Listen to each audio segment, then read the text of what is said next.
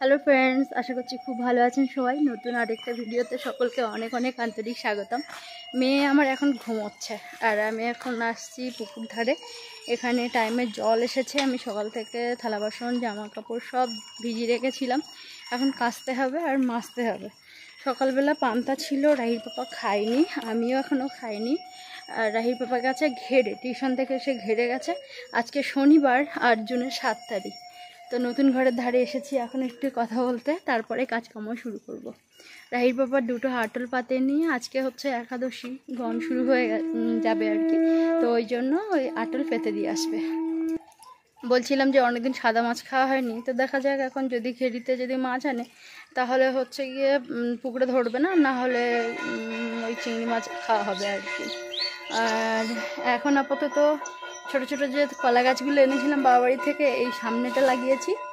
তারপরে দেখি ঠিকঠাক করে চারদিকে মাটি ফেলে যখন একেবারে ঠিকঠাক করা হবে আর কি, আমার কোথায় কোনটা লাগাবো সেটা বুঝে বুঝে লাগাতে হবে। এখন অন্তত এই গাছগুলো বেঁচে থাকবে, এই জন্য মোটামুটি লাগানো আছে। আর সকালবেলা ঘর গুছাচ্ছিলাম, কিছু কানের টানেরগুলো রং চটে গেছে, হাড় কিছু রং চটে গেছে অনেক দিনের, মানে সেই বিয়ের প্রথম থেকে যে সমস্ত জিনিস সব কিনেছিলাম অল্প অল্প প্রতি বছর বছর এরকম সিটি গোল্ডের সব জিনিসপত্র, অনেক সব রং উঠে গেছে। ফেলতে মায়া লাগে, ফেলতে মায়া লাগে, এই করে আর ফেলাই হচ্ছিল না। আজকে যেহেতু বাচ্চাদের ছুটি, একটা বাচ্চা পড়তে এসেছিলো, তাকেও আমি ছুটি দিয়েছি। বাবার বাড়ি গেছিলাম, একদিন পড়ায়নি, তো বলেছিলাম শনিবারে আসবি, শনিবারে পড়াবো। তো ওরা কেউ আসেনি, একজনই এসেছিলো, ওকে আবার একটুখানি পড়িয়ে ছুটি দিয়ে দিয়েছিলাম, একা তো। তো ওই জন্য ওই জিনিসপত্র সব মানে গোছাতে গোছাতে এই কানেরটা দেখলাম, তো ওই জন্য এটা পড়লাম। রাইট বাবা বলছে, বাবা এরকম কি লম্বা লম্বা কানের পড়েছো তুমি? আমি বলছি এগুলো সুতা কানের, এগুলো ওই রকমই বলে আর কি। তো একটা সময় মেয়েরা প্রচুর পড়েছে, মেয়েরা বউরা প্রচুর পড়েছে, তো সেই সময় আমি কিনেছিলাম, কিন্তু আর পড়া হয়ে ওঠেনি। আর খুব একটা সাজুগুজু যেহেতু করি না আমি, তো ওই জন্য ওই থাকে, মনে হয় পরে পড়বো এরকম করে। বেশ দুটো ঝুমকো কানের দেখলাম, মানে পড়াই হয়নি, অথচ রং উঠে গেছে। 1-2 বার পড়েছি, রং উঠে গেছে। তো যাই হোক, এখন তো বেশ ভালোই রৌদ্র দিচ্ছে, বৃষ্টি হবে, 1 সপ্তাহখানির মধ্যে বৃষ্টি হবে, বারবার করে আবহাওয়ার আপডেট দিচ্ছে। তো এখানে এখন আমাদের ছাদের এই কার্টেটগুলো খোলা হয়নি, কবে খোলে এখন ঠিক বোঝা যাচ্ছে না। রাহির পাপা এলে পান্তা খাবো, প্রচুর কাজকর্ম তো এখন করি।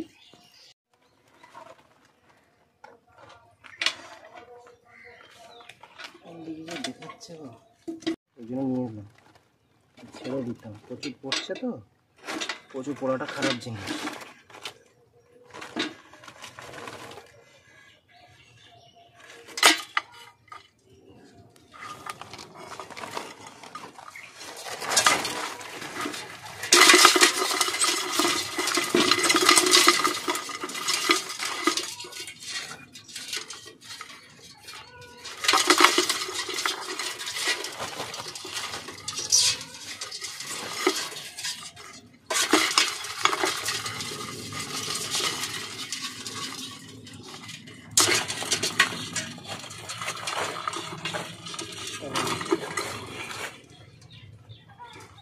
কাঁকড়া পড়লে একটু মাছ পড়ে।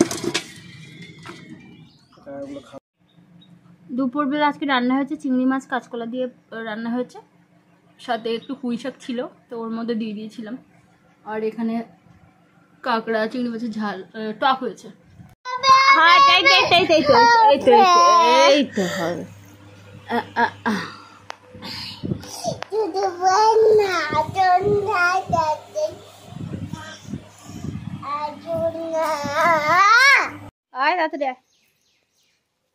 জলের গ্লাস সবসময় হাতে। এত পরিমাণে রৌদ্র আর গরম যে কোনো কিছু কাজ করতে গেলে মোটামুটি হিমশিম খেয়ে যাচ্ছে। বাইরে বাইরে যেহেতু আমাদের সমস্ত কাজকর্ম। রাহির পাপা টিউশন থেকে সকালে মানে পড়িয়ে এসেছিলো, এসে আবার খেয়ে চলে গেছে, পান্তা খেয়েছে। আমি পান্তা খাবো সেটুকু সময় পাইনি। তো ভাবছি আজকে রান্না করব, একটু শাক তুলবো, মানে এই শান্তি শাক হয়েছে খুব সুন্দর, তো কিছু শান্তি শাক তুলবো। সবজি কেটেছি শোনার জন্য, খিচুড়ি আমার হয়ে গেছে। সবজি কেটেছি বলতে ওই চিচিঙ্গে আলু ভাজা করব, আর হ্যাঁ, কাঁচকলা আলু কাটলাম।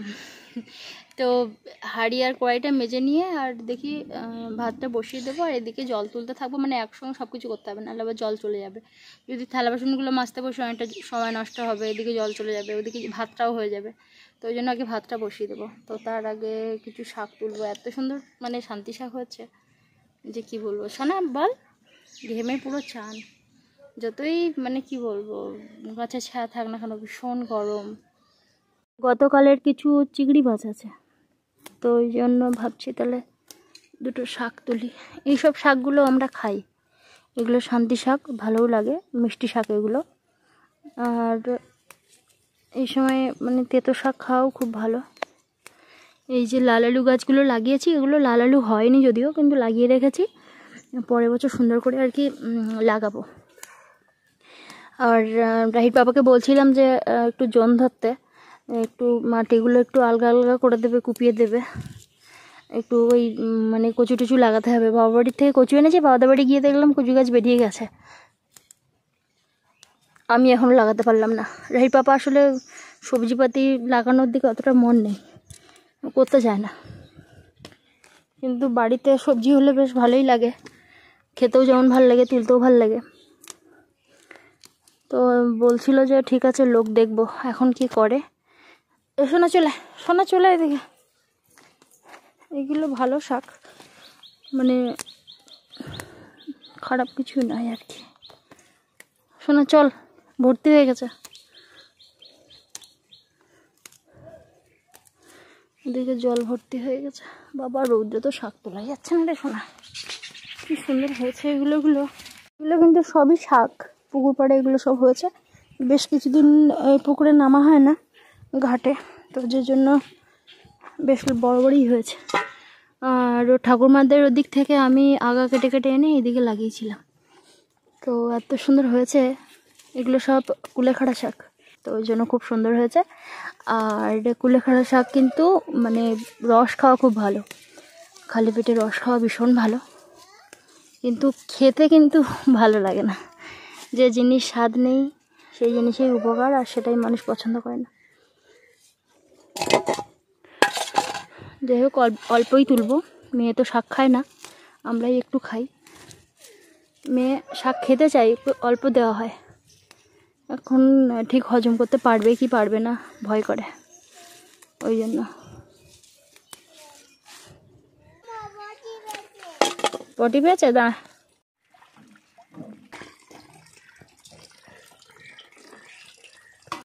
আজ দুপুরের মেনু হচ্ছে শাক ভাজা, আর এখানে হয়েছে কাঁচকলা আলু দিয়ে তরকারি, আর এখানে হয়েছে চিচিঙ্গা আলু ভাজা।